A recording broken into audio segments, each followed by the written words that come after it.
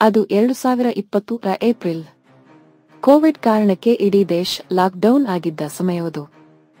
ಗೋಕರ್ಣದ ಮುಖ್ಯ ಕಡಲತೀರ ಮತ್ತು ಕುಡ್ಲೆ ಕಡಲತೀರದ ಮಧ್ಯದಲ್ಲಿರುವ ಜಟಾಯು ತೀರ್ಥದ ಪಕ್ಕದ ಬಲ್ಲಾಳ ತೀರ್ಥದ ದುರ್ಗಮ ಪ್ರದೇಶದಲ್ಲಿನ ಗುಹೆಯೊಂದರಲ್ಲಿ ಓರ್ವ ವಿದೇಶಿ ಪ್ರಜೆ ಹಾಗೂ ಅಲ್ಲೇ ಪಕ್ಕದಲ್ಲಿ ಇನ್ನೋರ್ವ ವಿದೇಶಿಗ ಟೆಂಟ್ ಹಾಕಿಕೊಂಡು ವಾಸಿಸುತ್ತಿರುವುದು ಕಂಡುಬಂದಿತ್ತು.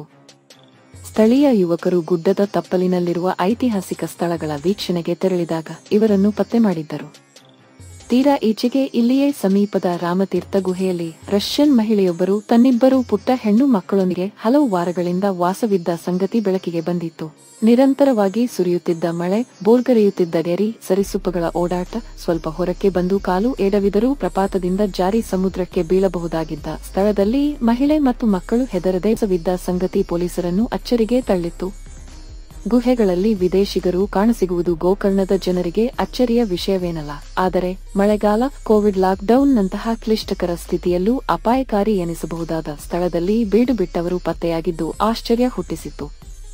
ವಿಶಿಷ್ಟ ಬಗೆಯ ಕಡಲತೀರ, ಪುರಾಣ ಕಾಲದ ದೇವಾಲಯಗಳಿಂದಾಗಿ ಆಕರ್ಷಣೀಯ ತಾಣವಾಗಿರುವ ಗೋಕರ್ಣದಲ್ಲಿ ಗುಹೆಗಳು ಕುತೂಹಲ ಸೃಷ್ಟಿಸಿವೆ.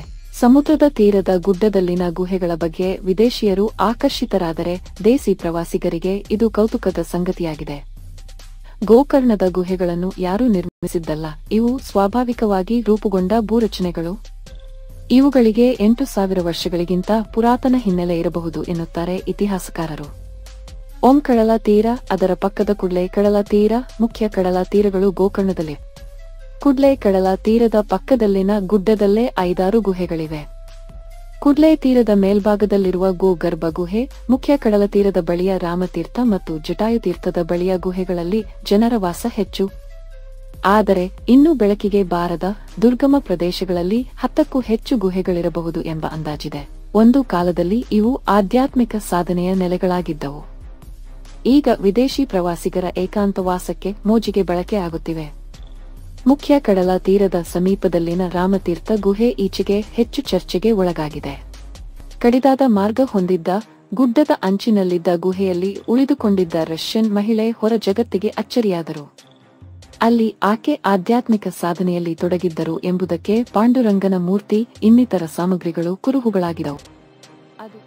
ಈ ಘಟನೆಯ ಕಾರಣದಿಂದಲೇ ಗೋಕರ್ಣದ ಗುಹೆಗಳು ಮತ್ತೆ ಮುನ್ನೆಲೆಯ ಚರ್ಚೆಗೆ ಎಡೆಮಾಡಿಕೊಟ್ಟಿವೆ. ವಿದೇಶಿಗರಿಗೆ ಗುಹೆಯ ಮೇಲೆ ಮೋಹ ಏಕೆ ಎಂಬ ಪ್ರಶ್ನೆ ಸಹಜವಾಗಿ ಜನರಲ್ಲಿ ಕುತೂಹಲ ಹುಟ್ಟಿಸುತ್ತಿದೆ. ಗುಹೆಗಳಲ್ಲಿ ವಿದೇಶಿಗರ ವಾಸ ಇದೇ ಮೊದಲಲ್ಲ. ಕಳೆದ ಕೆಲ ದಶಕಗಳಿಂದ ಇಲ್ಲಿಗೆ ಸಾವಿರಾರು ಸಂಖ್ಯೆಯಲ್ಲಿ ವಿದೇಶಿ ಪ್ರವಾಸಿಗರು ಭೇಟಿ ನೀಡುತ್ತಿದ್ದಾರೆ. ಅವರ ಪೈಕಿ ಹಲವರು ಐಷಾರಾಮಿ ರೆಸಾರ್ಟ್, ಹೋಮ್ ಸ್ಟೇ ಬದಲಿಗೆ ಗುಡ್ಡ, ಕಡಲ ತೀರದ ದುರ್ಗಮ ಸ್ಥಳಗಳನ್ನು ವಾಸಕ್ಕೆ ಆಯ್ಕೆ ಮಾಡಿಕೊಳ್ಳುತ್ತಾರೆ. ಏಕಾಂತ ಬಯಸುವ ವಿದೇಶಿಗರು ಗುಡ್ಡದ ಮೇಲ್ಭಾಗದಲ್ಲಿನ ಗುಹೆಗಳಲ್ಲಿ ಆಶ್ರಯ ಪಡೆದುಕೊಳ್ಳುತ್ತಾರೆ. ಹೀಗೆ ಉಳಿದವರು ಒಂದೆರಡು ದಿನ, ಕೆಲವರು ಮಾತ್ರ ವಾರಗಟ್ಟಲೆ ಉಳಿದುಕೊಳ್ಳುತ್ತಾರೆ ಎಂದು ವಿದೇಶಿಗರ ಗುಹೆ ವಾಸದ ಕುರಿತು ಗೋಕರ್ಣದ ಮಾಣಿಗೌಡ ವಿವರಿಸುತ್ತಾರೆ. ಭಾರತೀಯ ಸಂಸ್ಕೃತಿಗೆ ಮಾರು ಹೋದ ವಿದೇಶಿಗರು ಗುಹೆಗಳಲ್ಲಿದ್ದುಕೊಂಡು ಧ್ಯಾನ ಮಾಡುವುದುಂಟು. ಗೋ ಗರ್ಭ ಗುಹೆಯಲ್ಲಿನ ಶಿವತಾಣದ ಬಳಿ 10 ವಿದೇಶಿಗರು ಕುಳಿತು ಆಗಾಗ ಧ್ಯಾನ, ಯೋಗ ಮಾಡುತ್ತಾರೆ. ಕೆಲವರು ಒಬ್ಬಂಟಿಯಾಗಿ ದಿನಗಟ್ಟಲೆ ಕುಳಿತು ಧ್ಯಾನಸ್ಥರಾಗುತ್ತಾರೆ ಎಂದು ಅವರು ಹೇಳುತ್ತಾರೆ. ಗುಹೆಗಳನ್ನೇ ವಾಸಕ್ಕೆ ಆಶ್ರಯಿಸುವ ವಿದೇಶಿ ಪ್ರವಾಸಿಗರ ಪೈಕಿ ಕೆಲವರು ಕೇವಲ ಏಕಾಂತದ ಕಾರಣಕ್ಕೆ ಮಾತ್ರವೇ ಗುಹೆಯನ್ನು ಆಯ್ದುಕೊಳ್ಳುವುದಿಲ್ಲ.